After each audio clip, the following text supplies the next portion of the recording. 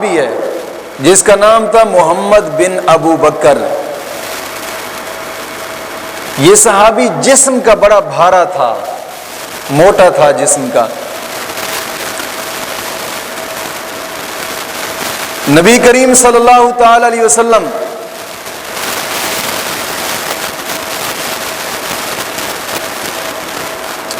حضور کے ساتھ ایک جنگ میں شریک ہوا، یہی شخص۔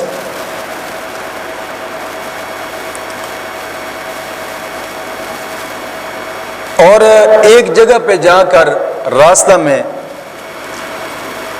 پڑاؤ کیا، ٹھہرا قافلہ وہاں پہ، اور نماز پڑھنے کے بعد، ظاہری بات ہے نماز کے بعد ایک مصافحہ کرنا، ایک مسلمان کا دوسرے مسلمان کے ہاتھ میں سلام دینا، یہ ایک مستحب طریقہ ہے، ثواب ہوتا ہے، کوئی نہیں کرتا تو گناہ نہیں ہے۔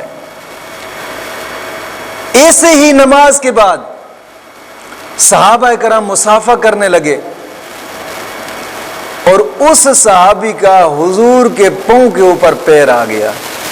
مجمع گھاٹا تھا، گہرا مجمع تھا، زیادہ لوگ تھے، اور حضور نے بھی اف نہ کی، سکون سے کھڑے رہے۔ وہ بھی سلام لے کر کھڑا رہا، پاؤں کے اوپر پاؤں رکھا ہوا تھا۔ کچھ دیر گزری تو آقا کریم صلی اللہ علیہ وسلم نے فرمایا، پیارے ذرا نیچے تو دیکھیں۔ جب اس صحابی نے نیچے دیکھا نا تو حضور کے پاؤں کے اوپر پاؤں تھا، اپنے پاؤں کے نیچے سے زمین نکل گئی، ڈر گیا کہ پتہ نہیں کیا ہوگا میرے ساتھ۔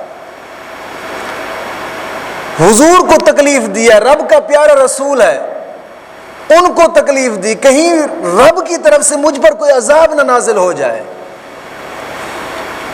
حالانکہ آقا کریم صلی اللہ تعالی علیہ وسلم نے دل میں کوئی اس کے لیے غصہ نہیں رکھا، کسی طرح کا بھی غصہ نہیں تھا۔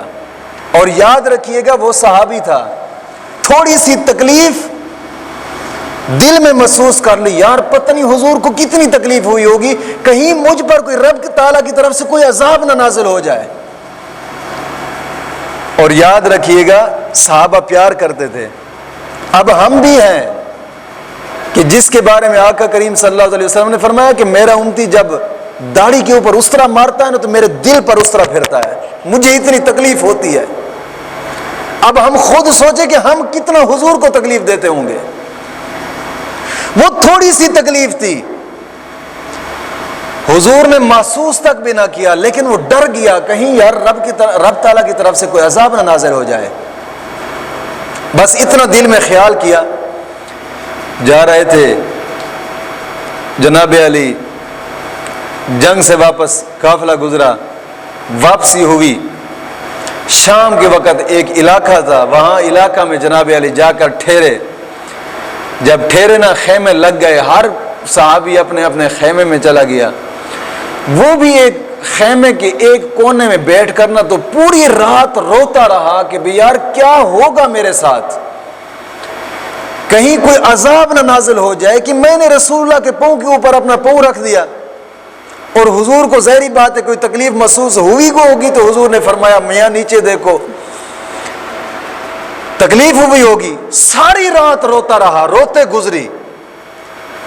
جب صبح تہجد کا وقت آیا نا تو آقا کریم صلی اللہ علیہ وسلم نے اپنے پیارے صحابی حضرت بلال سے کہا کہ بلال جاؤ اس کو بلا کر لاؤ جس نے میرے پاؤں کے اوپر پاؤں رکھا تھا۔